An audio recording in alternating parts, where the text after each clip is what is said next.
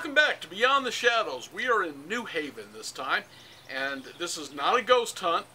We're going to be talking to a personal friend, a really good friend of mine named Tim Clifton. If you have read the books, seen the videos, you know who Tim is. He is a sensitive who has just got some incredible talent, and we're going to be talking about it. When I first got back into ghost hunting, I didn't buy into the psychics, to the sensitives, to the people who I see dead people thing going. I just didn't buy into it. It was too much. But Tim was the one who taught me, showed me, this stuff is real. This is incredible. The talent Tim has is just amazing. What we're going to be doing today is talking ghost stories. And in a minute, you're going to get to talk to the man himself, Creepy Clifton, Tim Clifton, my friend and my sensitive.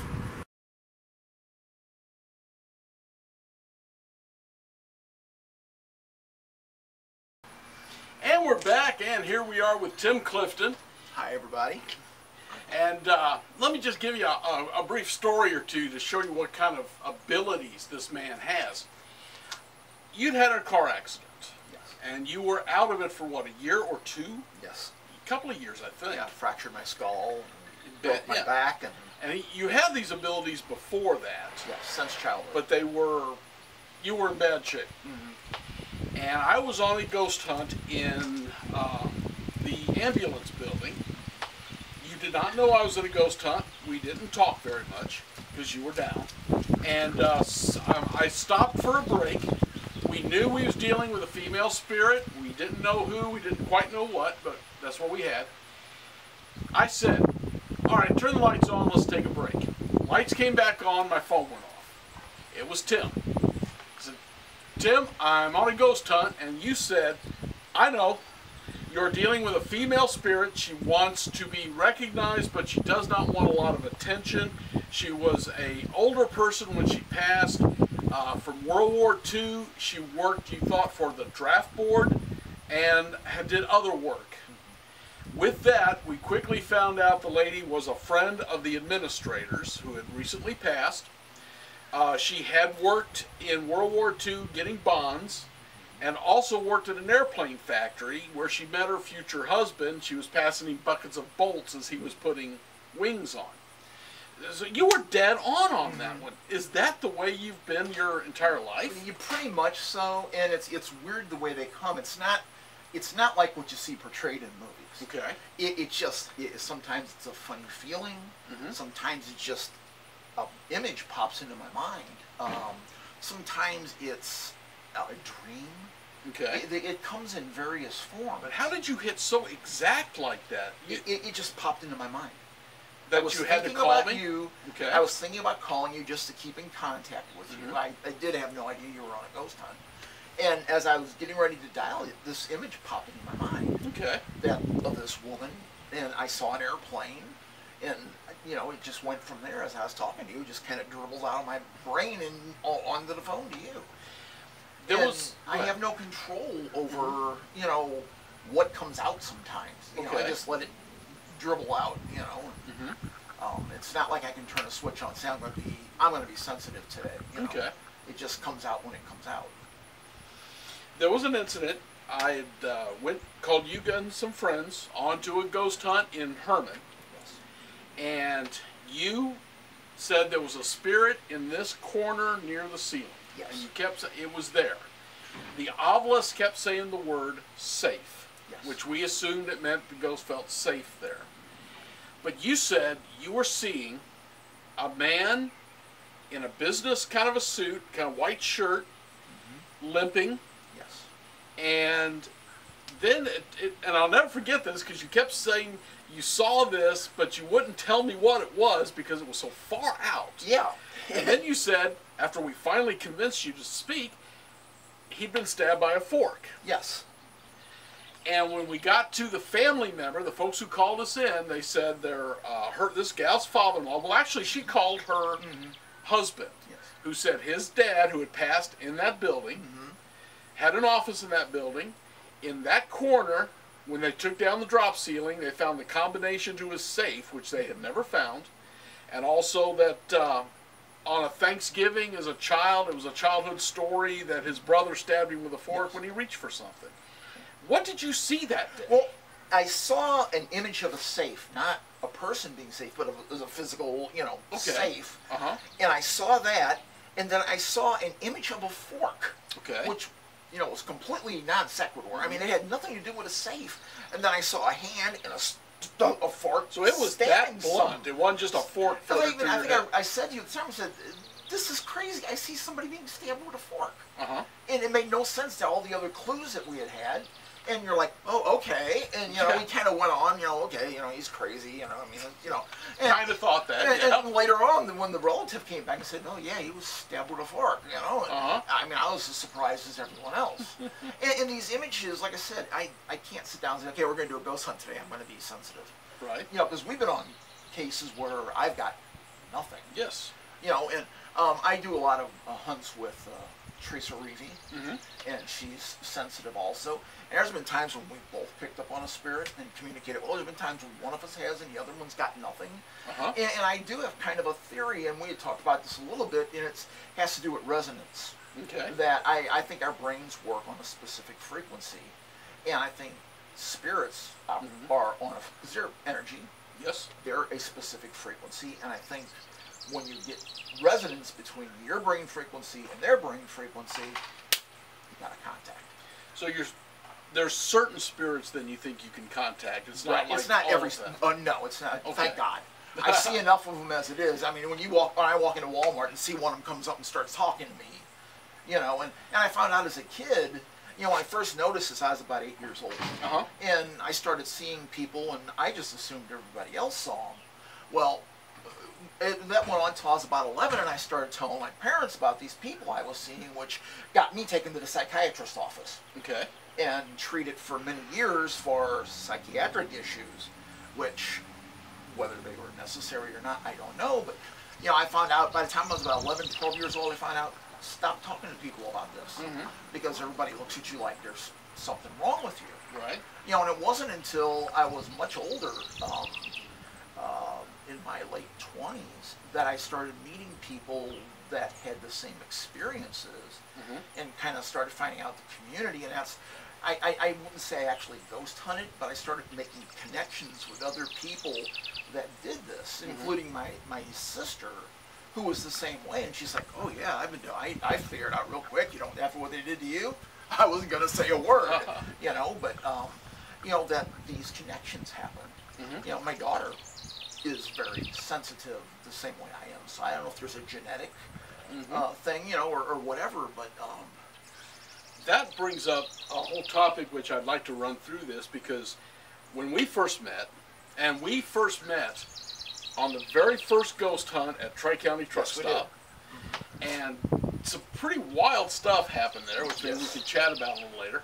But you was identified to me as a psychic. And it took me years to stop calling you a psychic. Yeah, if I was a psychic, I'd be up at the gas station getting lottery tickets right now. Okay. Or I have my own little shop telling you your history from your palm and stuff. I am not a psychic. What is the difference? Well, it's all about perception. It's the same way I hate the term ghost. Okay. I prefer the term spirit. Because again, there's a perception. People hear the word psychic because of movies and television and stuff. They think you got to have a turban on your head and you're doing a seance and all that. You're reading palms and doing tarot cards. I don't do any of that. Right. I wouldn't know what to do with it if I had them. I've never seen a tarot card, except on television. I couldn't divine anything if I wanted to. I'm sensitive in a specific area. Okay. That's why I prefer to call myself sensitive. I can walk into a graveyard and not be bothered at all. Other times I can walk into a graveyard and oh my God. It seems like once they say, hey, there's somebody that recognizes us, they're all like, hey, pay attention to me, pay attention to me. And the problem with dealing with spirits is it's really a study in sadness. The biggest majority of spirits, now there's been a few that have been the exception, but most of them it's help me, I'm sad, do this for me. It's they all want something, and usually it's something I can't help them with. Give me an example of when that's happened to you. We did a investigation at a house up in St. Charles. Teresa and I and Steve LaChance. And this lady her mother had passed away in the house a few months earlier, and after this, all this activity started happening in the basement. Well, we went in the basement, and bam, I made contact with this lady. And it was a strong, I saw her. I physically saw her corporal body. What would you see? I saw head, legs, arms. Spirit visible through it, like TV? No, like solid as you standing there. I saw her standing there. And the first words out of her mouth was, "Help me. I'm lost." Okay. And that's all she kept saying, "Help me, I'm lost." Was she understanding you when you was trying to talk to her? Yes, I said, "I can't help you. What do you want me to do?" "Help me, I'm lost." That's all she could say. Okay. And the more she said it, the more agitated she became. The more agitated she came, the more physical, actual things started moving and banging around. And what I'm really good at, as you know, is picking up emotions. Yes. And I just sensed her anger kept building and building, and frustration kept building and building. And there wasn't anything I could do for her. Between you, Teresa, and Steve, and each of you have your own abilities, was you ever able to figure out what she was after, what the help was she needed? Well, my own personal theory is she died in the house. She lived with her daughter and grandchildren and everything. I think she decided when she died, I'm going to stay around because I want to be with my family. I love them. You know, logical thing. Yeah. I don't. All of a sudden, she went from the corporal world to the spirit world. Now, it sounds like a great idea sticking around, but she went to the spirit world where she could see and hear, but she couldn't interact. Think of the frustration that would be, seeing your family, hearing your family, but not ever able to talk to them, touch them, do anything. It would be a horribly frustrating experience. So that would just compound the loneliness. You know, so she became horribly lonely and horribly lost, and she had no way of getting anywhere else. Now, I don't know. I don't believe in this crossover crap from Poltergeist. You know, I don't know when and where and how or why or even if a spirit that doesn't leave this plane and goes on to the next plane, I don't know if they have a second chance to cross over. Because we've run into some very, very old ghosts. You know, we run into a lot of Civil War ghosts.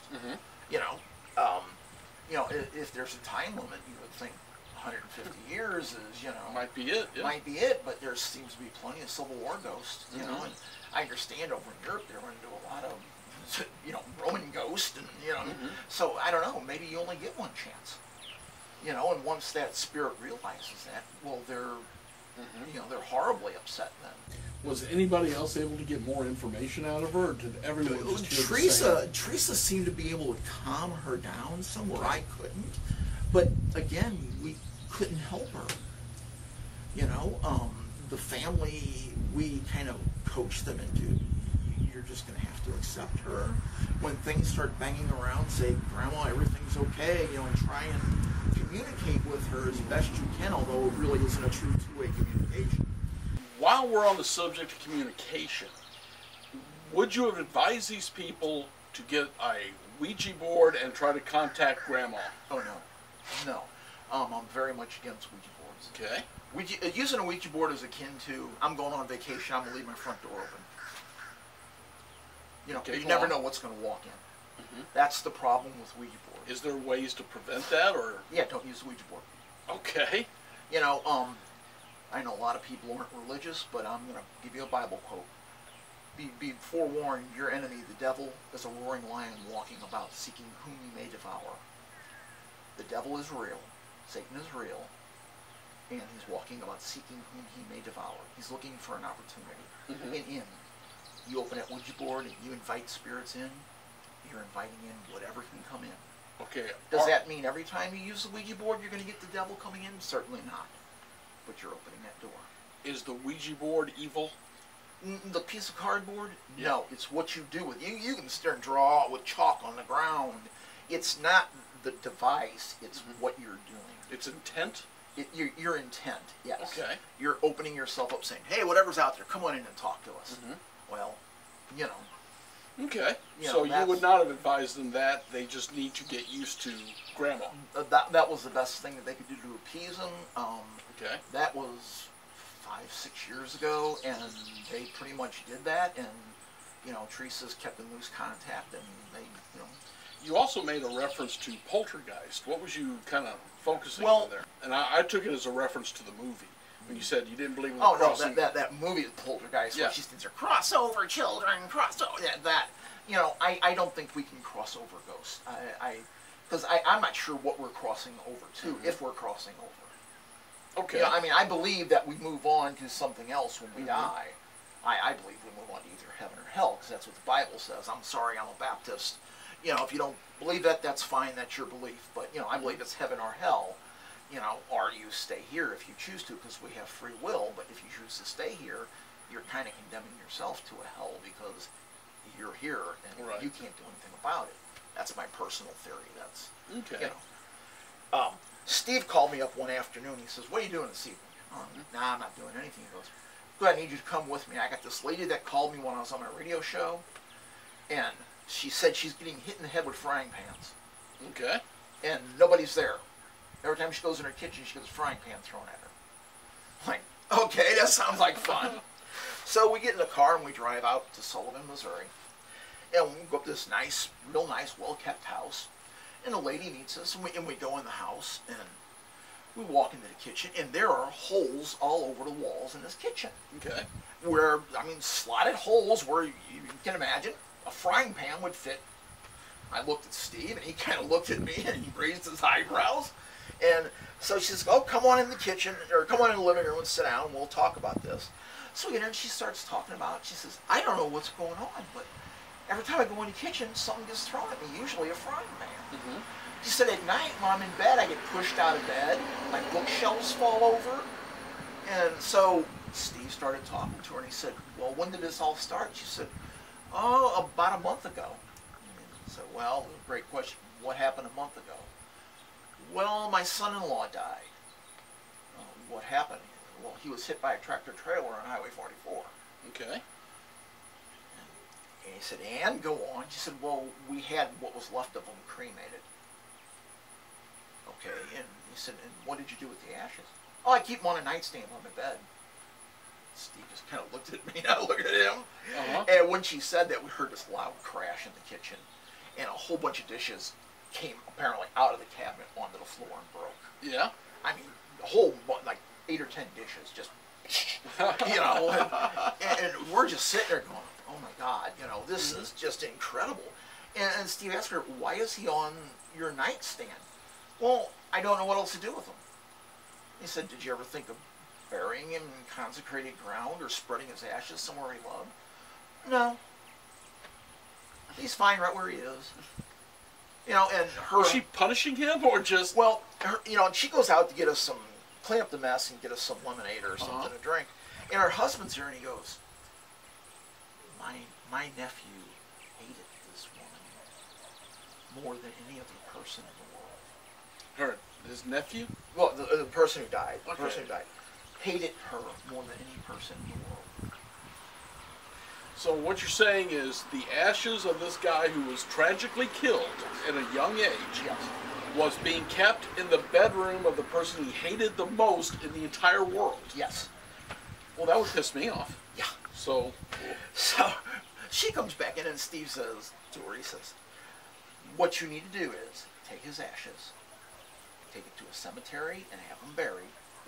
I can't afford to do that." And so Steve said, "Okay, what was his favorite thing to do?" "Well, he liked to go to whatever, I forget the name of the lake, and fish." He said, "Then what you need to do is get his family together, y'all go out to the lake, and you talk good about him, and, you know, give well wishes to him, and think about him, and you scatter his ashes all over the lake. And that way you properly put him to rest, and your problem will stop." "I ain't going to do that. He's staying right here next to me." So she was punishing him. Yeah, she was punishing him. And he was punishing them with the destruction and the noise. And it was hilarious. It was hilarious. And then Steve just looked at her and goes, "Then I guess you're going to keep getting hit in the head with a frying pan." You know, he said, "There's nothing more I can do for you." Did the man's wife not have something to say about this? You said this was his mother-in-law? She was gone. I don't know where she was. I have no idea where she was. Okay. Or how she fit into the picture. But, you know, and, you know, I mean, I felt so bad for the poor spirit. I mean, obviously, you know, if he hated this woman. Would you like to be stuck in your mother-in-law's bedroom? Absolutely not under any circumstances, No. and we got along fine. No, I wouldn't either, you know. And no wonder he was, you know, Sure. reaching out and striking back. When you was young, what did you see what kind of things did you see? Well, the one place we lived at, and the first time I remember mentioning it to my mom, I'd come upstairs. I used to go downstairs. I had a little BB gun range set up downstairs. And I was down there shooting, and this man came up and started talking to me. And what was he talking about? He was asking me about my gun. Okay. And I was showing it to him. He's like, oh, that's really neat and everything. And he was dressed up in a suit and everything. And I didn't know who he was or why he was there, but we lived just outside a military base, and there was military people all over the place. And I was used to people in and out. And, you know, I was 8, 9 years old, so back then we didn't worry about strangers like you do now, you know. Sure. You know, so I was talking to him, and he's like, oh, Nina, I talked to him for quite a while. And I came upstairs, and we were eating dinner, and my mom said, who are you talking to downstairs? And I said, oh, the man I was showing him my gun. She's like, what man? You know. I said, the man that's downstairs. Well, my mother freaked out. Right. But running downstairs, looking at her, there's no one down there, you know. And she's like, I came upstairs, ha ha, very funny, you know. So these were not like you see on TV where you can see through them. They weren't translucent and wearing chains and in white and arms. No, you're just regular people. Okay. You know, I've over the years learned more to recognize them as spirits. And how would you do that? Well, number one, they don't talk relevantly. You know, they always seem to talk about something obscure if they talk. A lot of them don't talk. They just stand there and stare, which is really creepy. You know, they'll just stand there and stare, and it's like, what do you want? You know, and they just stare like they can't. Some of them I don't think can talk. It's all about energy. I think they use so much energy to manifest, they can't do anything else. Okay. You know, some of them just like to watch things, you know. And usually, a lot of times when I see them, I see a lot of shadow people associated with them. And your opinion on that is? I think shadow people are spirits that don't have enough strength to manifest. Okay. Where does their strength come from? Why does this one have strength, this one don't? Newer? Older? Stronger? I think just like as in people, you have some people that are incredibly strong, other people are just incredibly weak. And I think in the spirit world it must work the same way. Okay. Because, I mean, we've ran into some spirits. You know, we were on an investigation in Pacific, Missouri. I got pulled headfirst into a closet. And that was, what kind of story is that? Well, we went to a house. This young lady, she just had a newborn baby. And she had the baby, she kept in a room. And she'd have the baby in a room, and she'd hear somebody talking to the baby. And she at first thought, oh, it's the spirit of my mother who had just, her mother had passed away like 2 days before the baby was born. Okay. And she thought that for a while. Then, after a couple weeks, she'd hear the voice talking, and then she'd hear the baby start crying. So she'd go in the room, and she said she'd go in the room, and the room would be ice cold. And she'd pick up the baby, take the baby out, the baby would stop crying. Now, the baby was never harmed, but she was always concerned because the room would be ice cold. Right. And so she stopped putting the baby in the bedroom and put the baby in the room with her. Well, after about a week or two, the same thing started happening in her bedroom. She'd wake up in the middle of the night, the baby would be crying, and the bedroom would be ice cold. So she called us in, and we went and did a standard investigation, thinking, okay, we have a spirit here. And she wanted the spirit to leave. Right. Because the baby was being bothered. She, you know, she was worried about the safety of her child. Right, worried about the kid. And we did an investigation, and we got nothing. Okay. Nothing at all. And she had asked Teresa to bless her house because she was Catholic, and Teresa's Catholic. And so I'm going around with Teresa, and Teresa's throwing holy water all over me, like she always does. You know, it burnt, but I still want to give her a super soaker of holy water. Yeah, Teresa needs a super soaker. You know. And we get into the child's room, and Teresa does her own. I'm like, Teresa, you forgot to do the closet. She's like, okay. So I open the closet out. I'm like, okay, spirits, you know, it's time to vamoose. And I said a Bible verse. I don't remember which one. And with that, I felt hands grab me like this, and I was literally pulled off my feet into the closet. And Teresa was like, whoa, and I think she threw the whole bottle of holy water all over me. And this thing wouldn't let go of me. Steve and Teresa grabbed me and tried to pull me out of the closet, and it wouldn't let go of me. Do you think then that was non-human?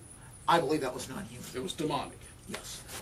Number one, the strength of it was incredible. I mean, I'm a pretty strong boy. I couldn't pull out of its grip. Steve is a big boy, too. Yes, he is. And Teresa was pretty strong, too. We were all trying to get me out of the grasp of this thing. And I felt hands on my back. I felt fingers, and they were gripping and scratching me on the back. Really? And I just kept praying as I was trying to struggle to get out of it. The room instantly filled with the smell of sulfur. The whole room.